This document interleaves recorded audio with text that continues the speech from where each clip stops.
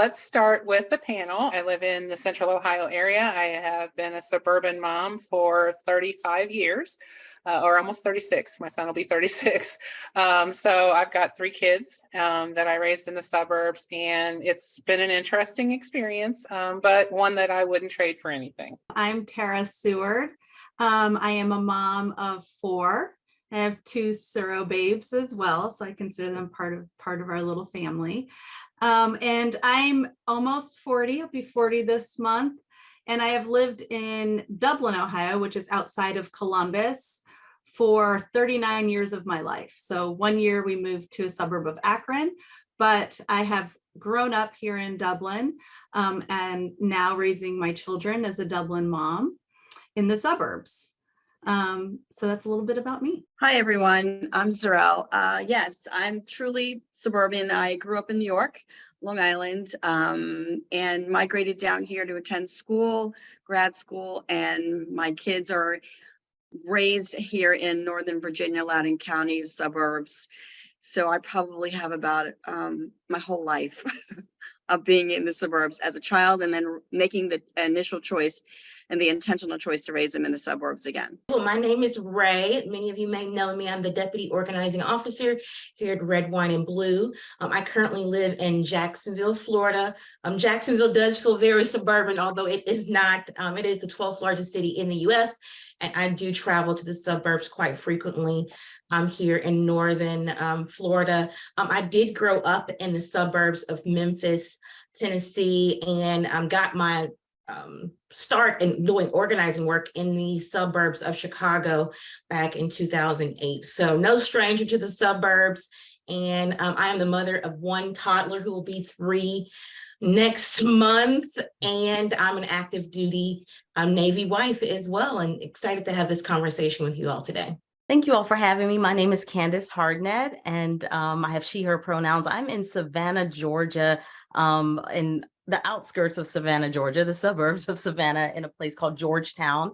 And I'm from Virginia. I'm from Northern Virginia in a town called Culpeper, which actually was the suburbs to pretty much the DC area. Anything within a 100-mile radius, pretty much, with everyone, with the growth and expansion of DC, with everyone commuting in, was very much suburban, where the place that I grew up in Culpeper. So I'm glad to be here and to discuss all of the intricacies of being suburban.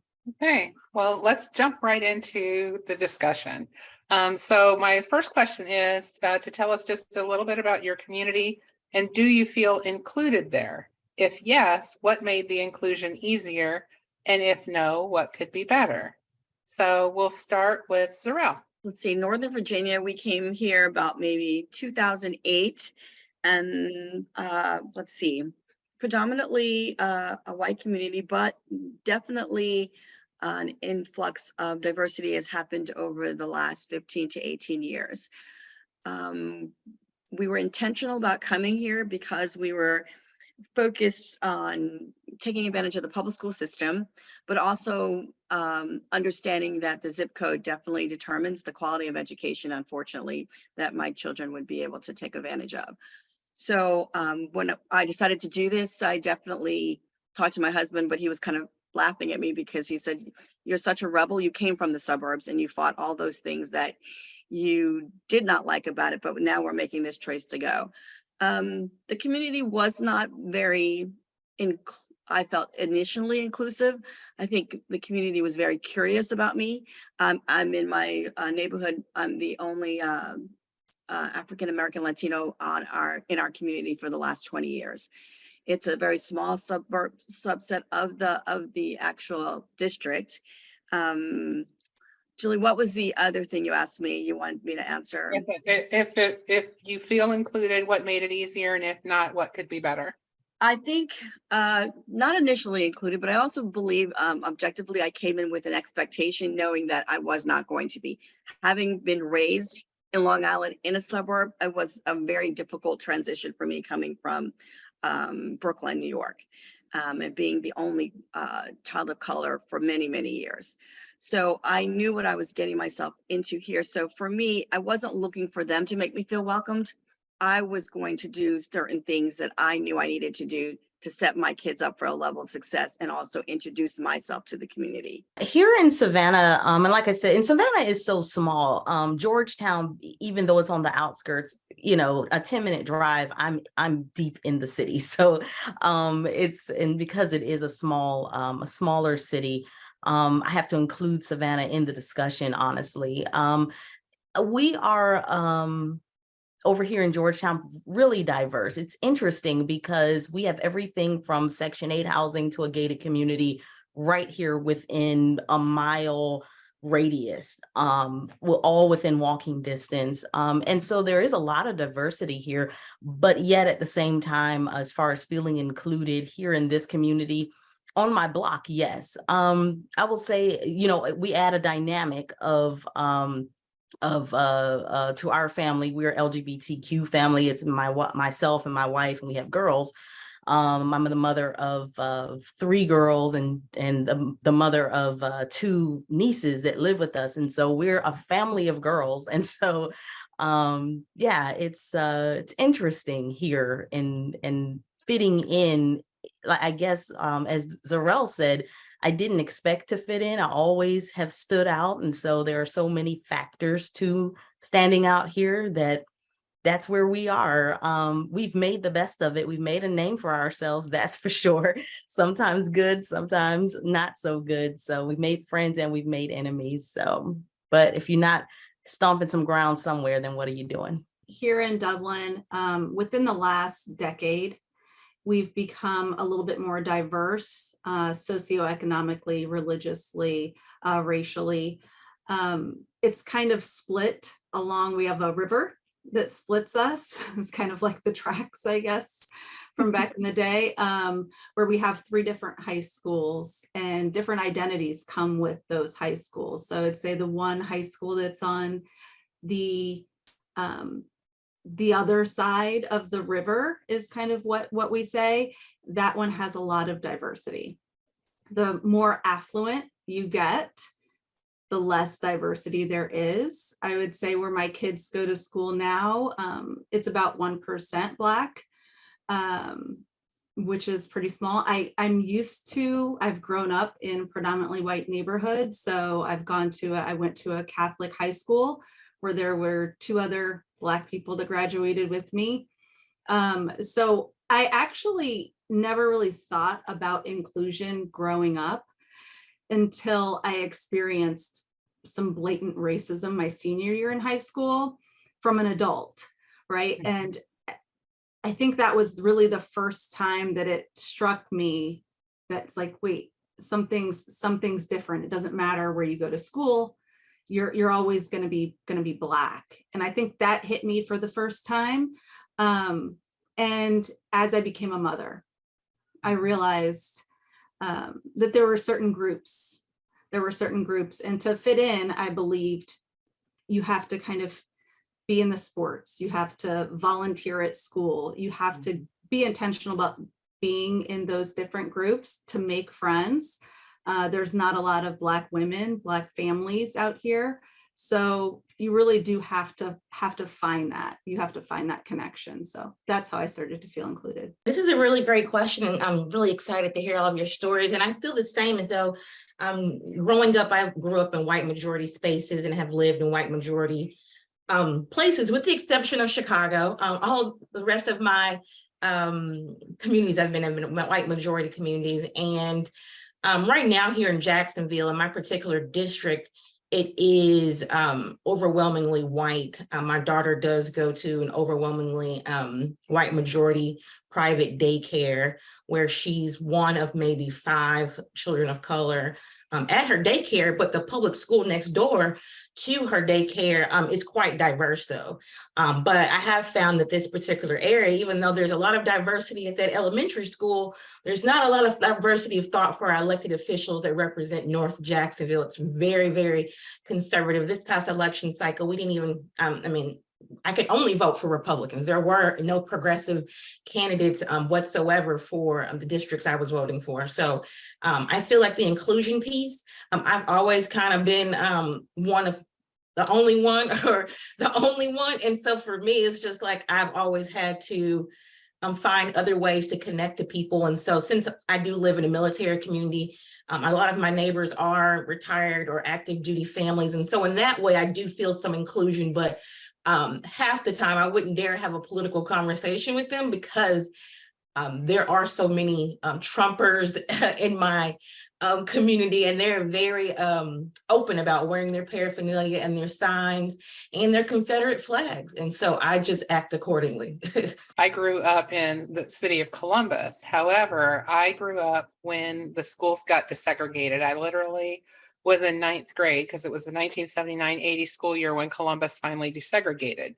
So my mom moved us out to the outer east side of Columbus, and I went to a school where there were only 4 of us that were Black in the school, and the neighborhood was primarily white. And there was a lot of flight into the suburbs at that point in Columbus. So I've seen like the transition. Then I got married, and we lived in a suburb of Columbus, and we were an interracial marriage, and they wanted to burn a cross on our lawn. So I have gone through like all of the iterations of that. And now I live out in a city that is got some quasi rural roots in it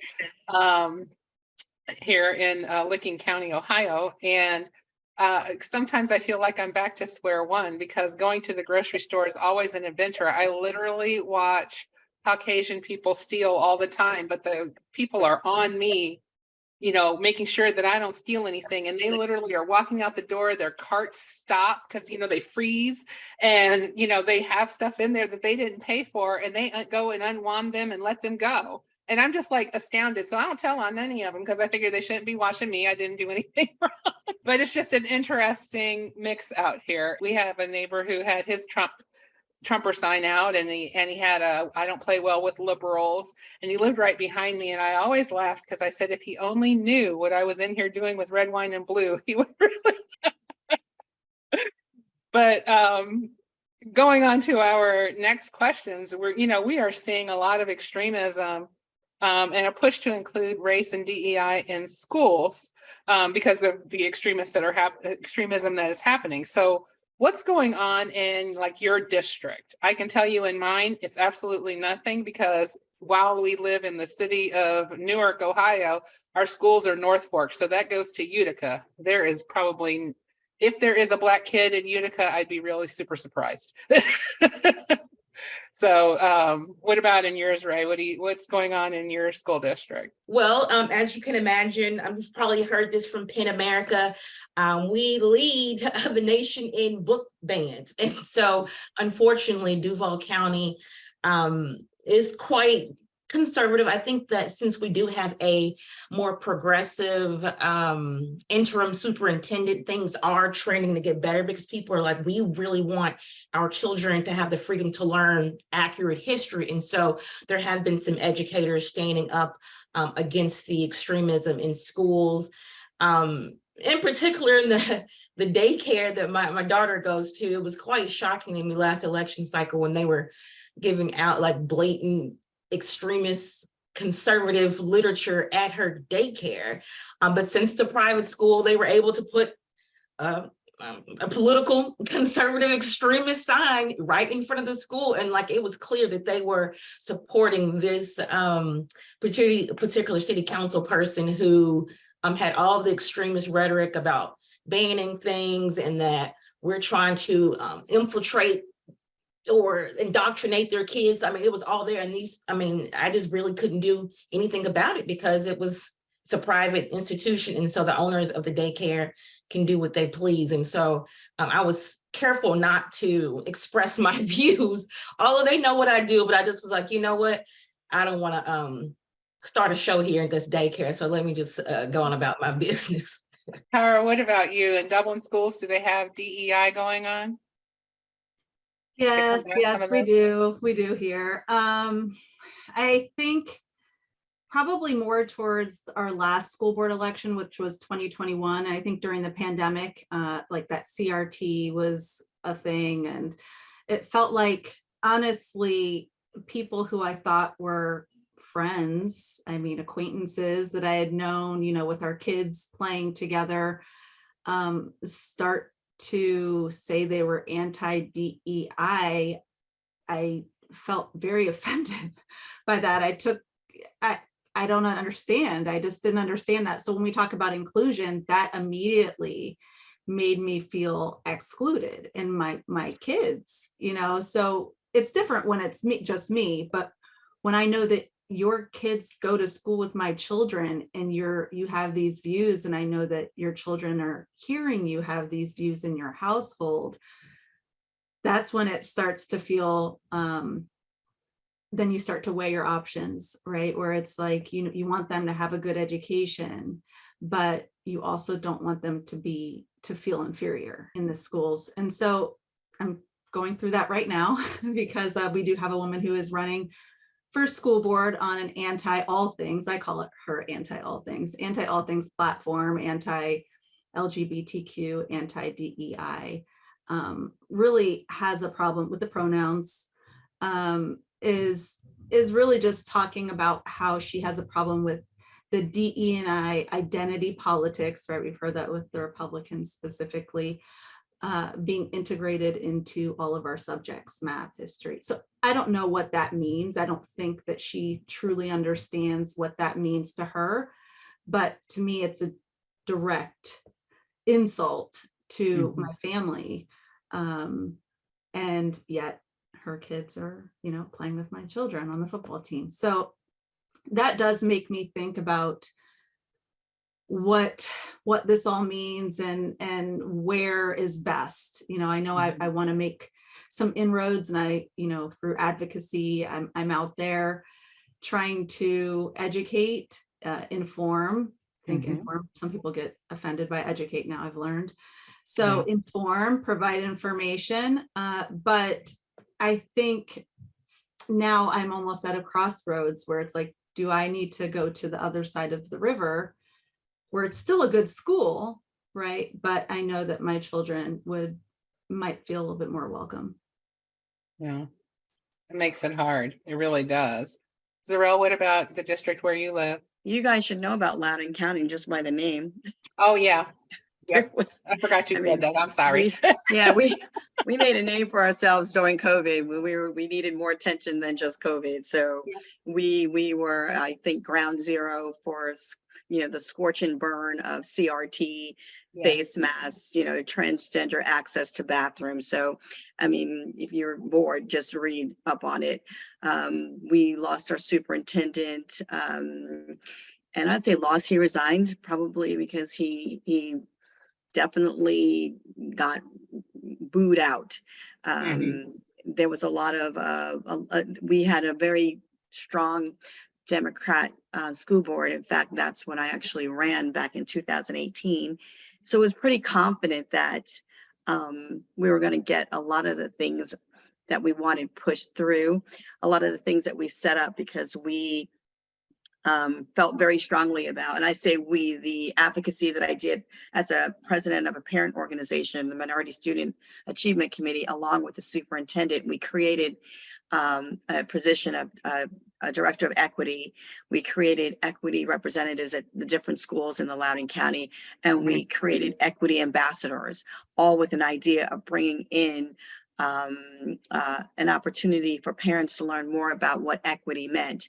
And I don't know that we did a really good job with the outreach, because while we stayed insular trying to create this major transition to understanding that equity just simply means an opportunity for you to recognize that children are different and need different resources. And what does that look like in terms of our budget, financially and emotionally? It became a dirty word very quickly, because I don't believe that we had a lot of knowledge on the outside as to what that was. And when you equated it to, people started thinking, oh, you're forcing us us to talk about race. You're forcing us to talk about things that we don't really want to talk about. So that uncomfortable factor started to raise and percolate very quickly on the heels of COVID, and then the CRT. And so it just unhinged. So we became like a big smoke storm out here. So it's still under a lot of fire. Youngkin has done his best to keep us on his radar with changes in terms of what the schools need to do in terms of access, bathroom access. The fear factor is high. And that's because generally it's who's got the best narrative and who's going to get to you first. And so just to Tara's point as well, my kids are adults now, young adults. They went through and have moved on. You know, once she's actually texting me because she just delivered a baby boy and she's excited because it came on her birthdays today. So my kids have gone to college here in the Virginia area and have had a lot of exposure. And just to kind of underscore, Tara, what you were saying in terms of making this a really hard choice, we purposely and intentionally moved to a place where we want our kids to be treated fairly, feel welcome in the classroom, and to get a really good education. And when we recognize that those little things are not happening, we wonder and question our own sense of our choices that we make. Did we make this choice selfishly? And to what extent and to what experience our children are having? And often, you know, we sit around now, and my kids never told me all the stories, because they knew if they told me all the stories, I'd be on the news, most likely. So you kind of have to figure out, you know, to what extent and what's important. And often you lead with your heart and the best you can do. And it's really hard sometimes as us as women, moms of color, to go to bed at night and wonder or not, are we making this good choice for our kids? And how is it really changing on children and their spirit and their well-being and whatnot? And it's not easy. And you will, I mean, my kids are grown too, and we have discussions, and I've had some similar things too, you know, and it's just definitely not an easy thing, because they don't tell you everything until they're grown. I can say that I don't think that they are the worst for wear. I think it opened their eyes a little bit, because my kids were pretty sheltered. And so, you know, that's the part that I can say, you know, to kind of prepare them for the real world in some aspects. But I mean, even still, even when COVID happened and things happened, you know, they still were like, I can't believe people are acting like this. Candace, what's going on in your school district? Chatham County schools. Well, you know, Savannah is actually a little pocket of blue in a purple state, I'll say. We're getting there as far as Georgia is concerned. And we are a very blue pocket. And so because of that, we actually have quite a bit of diversity. Our superintendent, we just got a new superintendent. She's a Black woman, and she replaced the superintendent who had been, you know, there for, I don't know, 5 to 10 years, and she was a Black woman. And so as far as diversity, racial diversity and equity and talking about history and those sorts of things, we don't hear a lot about that here in Savannah. But I'll be honest, we took, when it was time for our daughter to go to school, partially because of COVID, but also because all Savannah, Chatham County schools score very low as far as just testing. And so the education anywhere in Savannah or Chatham County is not good. And we made the decision to put our daughter in a virtual school. And so she goes to, it's called Georgia Cyber Academy, also very diverse. I was very happy to know, and from jump, she's in first grade. And so exactly, Georgia, exactly. So, and that was my wife, by the way, in case, said D-rated school, just D. But Georgia Cyber Academy, I was very excited to, you know, from off the jump, when we in kindergarten, I'm like, she has 2 moms. So if you start talking about mom and dad, she's not going to know what you're talking about. She's going to, you know, and her teacher was like, oh, okay, great. And that teacher last year, kindergarten, both of us, there was a picture, and she's like, oh, we're going to learn about Ruby Bridges now. That's not what the lesson was about, but she thought it was. And she went on talking about Ruby Bridges and the integration of schools and everything. And then it happened to be something else, but whatever. And then just a few days ago in science, her teacher taught her about families look different. Sometimes there are two mommies, sometimes there are two daddies. And these are things that I appreciate and it's a very diverse school as well, that all of these students are learning these things in a safe environment. And so we don't have any complaints as far as, the education is concerned. I feel like she's getting the best that we can give. I do fear when she leaves out of these doors, we can't shelter her forever, and goes out into our community, what she will be faced with. And that is a fear that I hold. And I won't hold up too much space here, but just to, she went to the jumping park the other day and she met friends, two little girls. They were about her age, and they were two little white girls. And I was very cautious about listening to hear what they were saying, how they were treating her, because I remember being the little Black girl and the only little Black girl amongst the white friends, and hearing the microaggressions and not understanding until years later. And so I'll pause there. Let me ask you you ladies this. Have you been asked any questions in your community that should maybe not have been asked? And as an example, I can say that I have been asked on more than one occasion if I was the nanny to my children, or are they my natural children? And those kinds of questions. So are there some questions? And then how did you handle that? Sometimes I chose not to answer people, but if my grandmother was with me, which, frequently she was when my kids were little, she would go off and answer these people, and I would tell her, stop talking to them. But, I have had those kinds of questions asked of me before. I have had, and even as an adult, I have had, different questions, asking me about my education, well, where did I come from? Why do I talk the way that I talk? Just a lot of different things. So I'm just curious. So Tara, we'll start with you. Oh man, so many. There's just so many questions. My daughter is fair. She has like grayish blue eyes. Which is recessive of hazel. So her father also has hazel. So there have been times where he's with her somewhere, and someone will say, oh my gosh, your eyes are so pretty. Like, biracial kids are always so beautiful. And I'm like, oh, here's me. She's not biracial. So we get that a lot. I've had people say, where do you come from? Like, born and raised here in Dublin. As far back as my ancestry says a little something. I'm like, but also we can have that conversation in schools if you'd like, but you don't want to have that in our history class. So you don't want to talk about exactly where that came from. Right. I've worked here in Dublin when I got probably way early in my career. The owner had said to me, he said, don't be offended.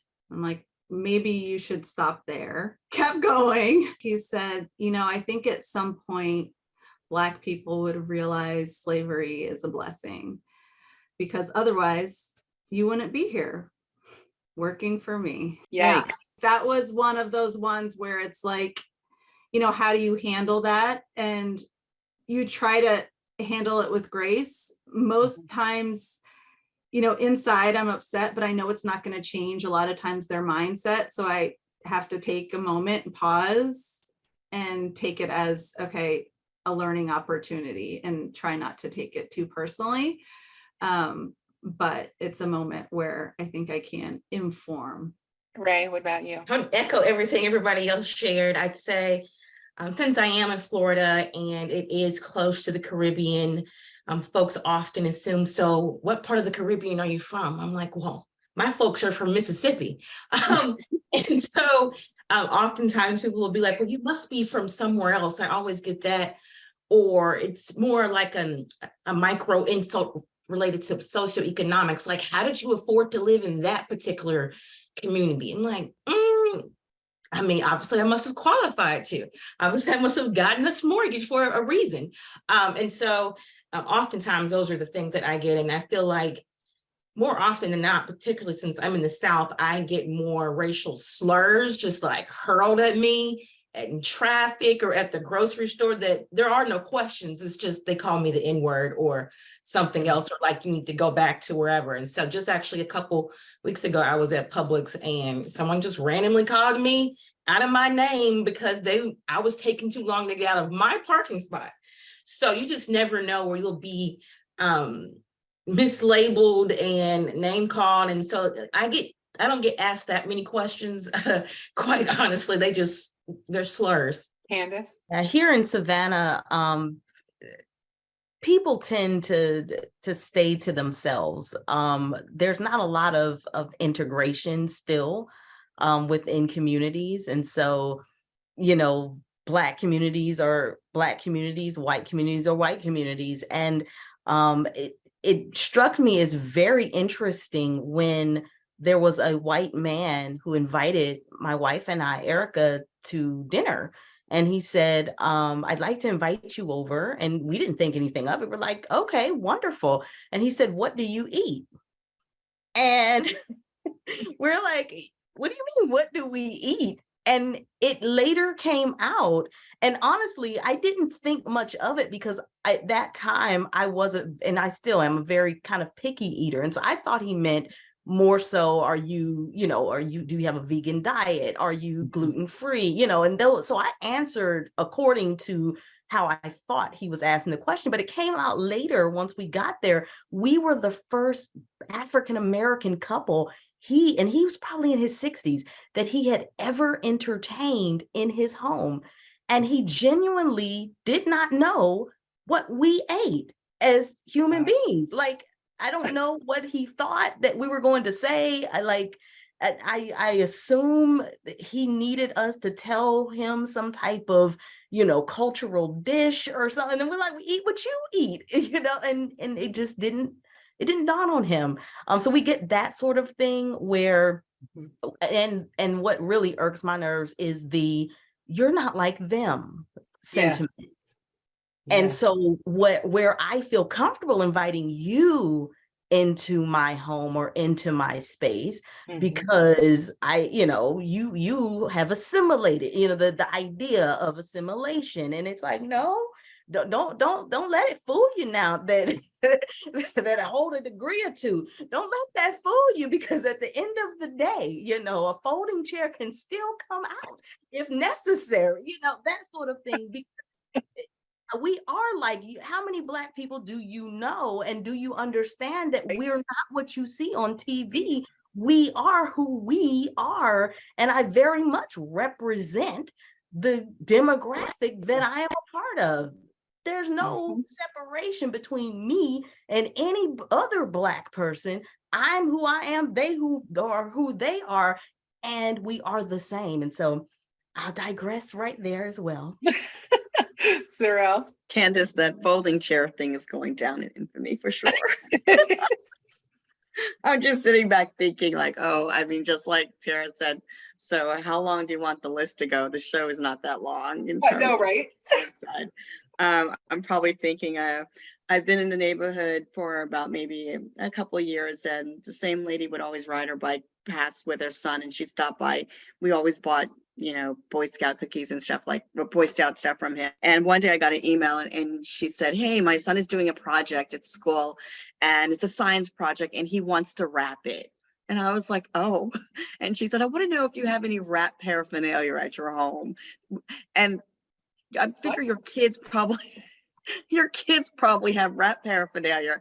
And I stopped, and I thought, at this point, and you can relate, do I want to educate and indicate, how inappropriate this was, or do I just want to become that unfolded chair that Candace is talking about? Like, you make decisions about how much you want to go there, because after a while it becomes extremely tiring. Okay. And I don't feel it's my job anymore sometimes to educate you. I feel you should have your own responsibility to actually become more woke, if that's an appropriate word for you, or more appropriate. Okay. If that's an appropriate word for you. I ran for school board 4 years ago, and my district is a very conservative district. I had no idea how conservative it was until I decided to drive 20 miles north, and I was out there with, as my son said, Mom, I don't want you campaigning by yourself. Okay. So it was extremely a big district, but in my community, I had people that would help me, and this Indian family was so excited about me running, but I also realized it was more about my platform because I wanted to support a premier science magnet program that was being challenged at the time. And so when we were out there campaigning, she said to me, I don't understand why people want to take this away. You guys have sports and we have the sciences. And my husband looked at me because he said, oh, here's where I was going to say the wrong thing. And this person's helping. But I looked at him like, how do you not sit there and try to help someone who sounds so ignorant? Okay. And not even realize that she's swimming in the pool of ignorance. But she said that you guys have sports. Now, meanwhile, I have 3 children who did amazingly successful in this environment. And I always imagine to what extent or how much they could have even flourished more if they didn't have the pressure of being a child of color in this place where you often don't feel welcome. But I remember just my son saying to me when he bought his first home a couple of years ago, just a year ago, I said, so where's it going to be? He's like, Mom, I'm just tired. I need a little space out of here. And he moved back to Maryland where it was a lot more diverse and whatnot. And me and my husband talk about it every day. We don't blame him. We understand that it's a very heavy burden. You know, he played baseball out here, and they would call him, you know, the N-word on wheels because he was super fast, and he just wanted to play baseball.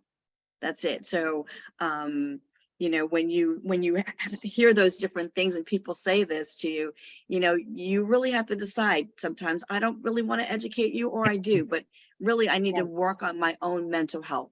And that's the mental health of my children, because it's not just them learning, it's the mental health part of it that I worry about a lot too. 12 years ago or so, I was appointed and sworn in as a city council person in an adjacent city to where I live now. Excuse me, something's tickling my throat. The first thing that somebody said, I mean, literally within 5 minutes in front of my children, was that I was going to bring the Black agenda to Pataskala, Ohio. And even now, if you Google Pataskala, Ohio, at that time, there was maybe 4% African-American. It hasn't grown that much. It's grown some, but not that much. So I don't know what agenda I was supposed to be bringing, but I always thought that was hilarious that somebody said that. How do you guys feel about the media narrative around suburban women and their coverage of issues like race and education, DEI, and the so-called parents' rights movement? Do you think that the media is helping? Do you think that they are hurting? And I'm not talking about the extreme ones. I'm talking about the ones that are quasi in the middle. How do you, when you see things, you know, does your hair stand on end? Because sometimes mine does. Or are you like, okay, they got that right, or they actually did really investigate that, or they, you know, they really, you know, because it's kind of a mixed bag around here. But I'm just curious what it's like in other places. Candace, we'll start with you this time. Anytime our news outlets put out anything that has anything to do with race, the comment sections are full of people, you're just stirring the pot.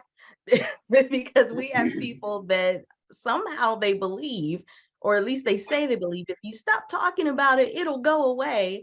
And it's like, yeah, that didn't work with rashes, and it don't work with racism. Like you gotta address whatever the problem is, and then it can go away or get better. And so our media, I don't know. I don't know that I've decided if it's helping or if it's harming. I don't know that anything's going to change the minds and the views of the people that need to change. And perhaps it is just the fact that these extremists are there. And when those of us that can speak some truth and maybe combat what they have to say, when it comes to the comment section, maybe there are people that are silent that are watching, and that's what my hope is. And that maybe they're waiting for the response, and if we can give that response to them, maybe it will help. I'm just hopeful. I don't know the answer. I don't know if it's good or bad. I just feel like anything that we ignore will end up festering. And so in that case, then let's put it out there, and then let's play, if we have to, play cleanup behind it, so at least people can see the truth and they can take it or leave it from there. I would say, oftentimes people only consume media that affirms their point of view. And so for myself, to Zarel's point around mental health, I'm not having anything on my timeline that makes me feel like I'm diminished or I'm not worthy. And so I intentionally make sure I follow media that is inclusive, that does center the experiences of the communities that I represent. And so I do think that sometimes the media gets it right and sometimes they don't, but I really try to stay away from anything that isn't affirming to my values as a mother and as a Black woman who's been in suburban spaces. And I think that's something that I do hope that the narrative shifts a bit more, is that the suburbs are so white, that it's just white suburban women with Starbucks and yoga pants, and that's not at all who's just in the suburbs. And so I really hope that the narrative that the suburbs is more diverse becomes more prevalent in the news cycle. Well, as I sit here in my yoga pants, which I've never taken a yoga class in my life, and my daughter is a general manager for Starbucks. I just want to throw that all out there just to really mess them up. Yeah, absolutely. Tara? There's some pros and cons, to the media showing up. We've had some media attention here, and I think that it made people a little bit weary, like what they're going to say. You have to be careful, and so that was helpful to know that if you do something, you'll get attention, and we don't want that type of attention here in Dublin.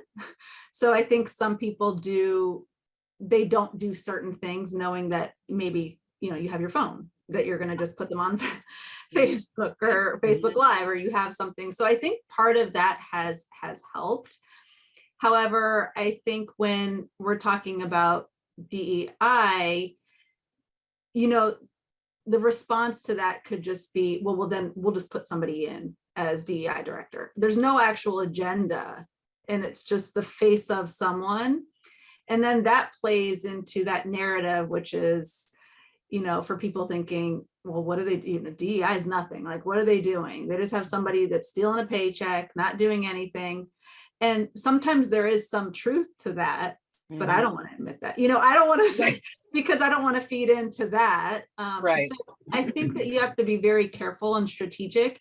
Yes, you hear what's going on, you understand, but then you have to be intentional about how you organize, and you have to have a plan in place. You have to have goals, initiatives, and you have to meet those, and really have to take a firm stand to the community to say, this is what we stand for, period. And we're not going to go against that. But a mission statement, if you will. When I think about our school board, it would be nice if we could come out with that mission statement.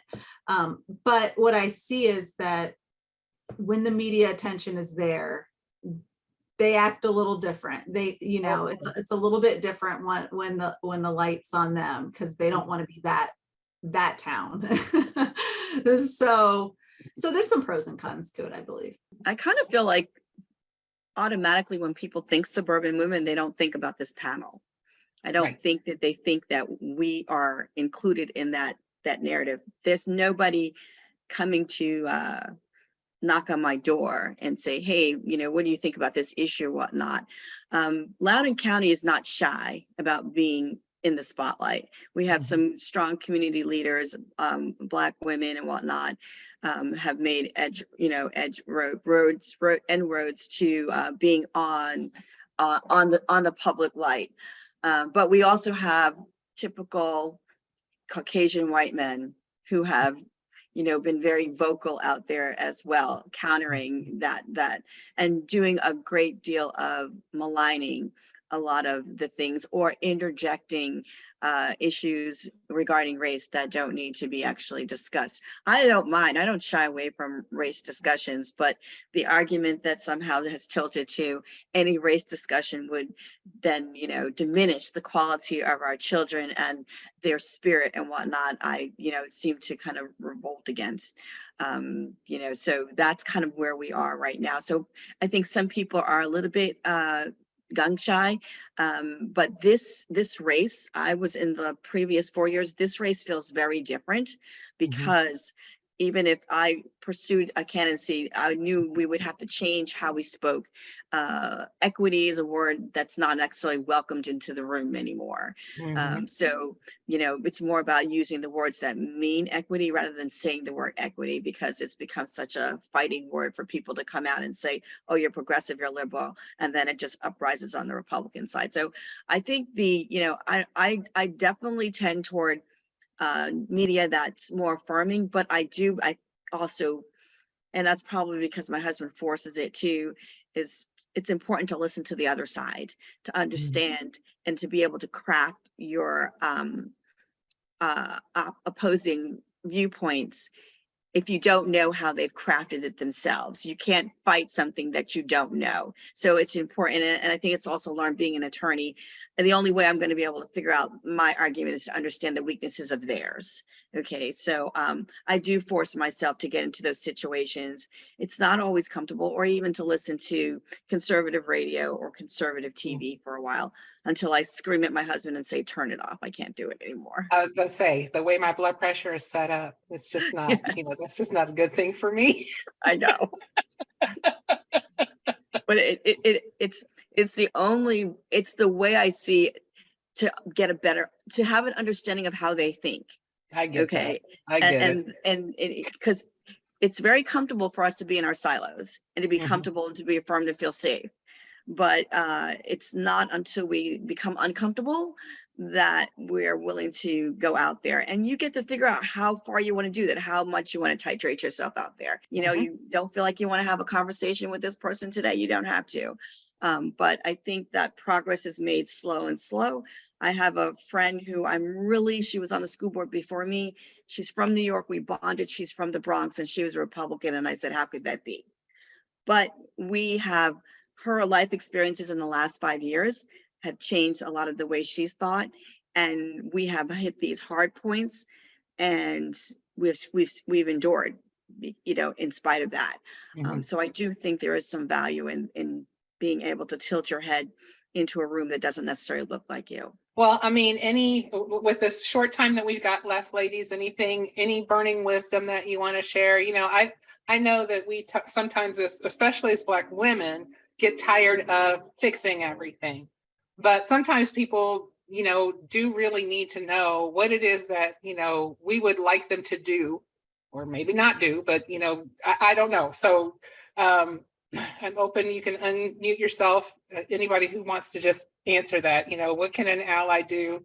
These groups help. So for me, I consider myself pretty antisocial, but I realized it was just because I was kind of taking in the energy of other people. But to actually have this discussion where people can take time to hear and genuinely care about what's going on with you, what's going on with your family, when you're just upset, because it's hard, especially in a predominantly white neighborhood. If you're upset or you're angry, you're immediately the angry Black woman. You're immediately dismissed. You're just crazy. It's nice to be able to have those allies where they just listen. And, you know, they're just like, you know, I'm sorry that's happening. Because it's embarrassing sometimes to say that these things are going on. Nobody wants to say, oh, I got called this today. Like, no, that's not something that you want to internalize and talk about. But when we do take this time to be able to discuss it and hear other people have these experiences, I think that part of that is healing. It is something that, you know, that camaraderie that you might not get in that predominantly white neighborhood. So I appreciate all of you ladies. Thank you. Ladies, thank you so much for sitting with me and having this discussion. I've seen a couple folks have asked, can we do this again? And, you know, and I don't know, well, Julie and I and Ray will all talk about it and, you know, and we'll see, but, you know, what we got coming up next, because there's a lot going on. But this was really, I think, helpful for some folks, and just to kind of see, you know, just to have this conversation with us, I think that was really good.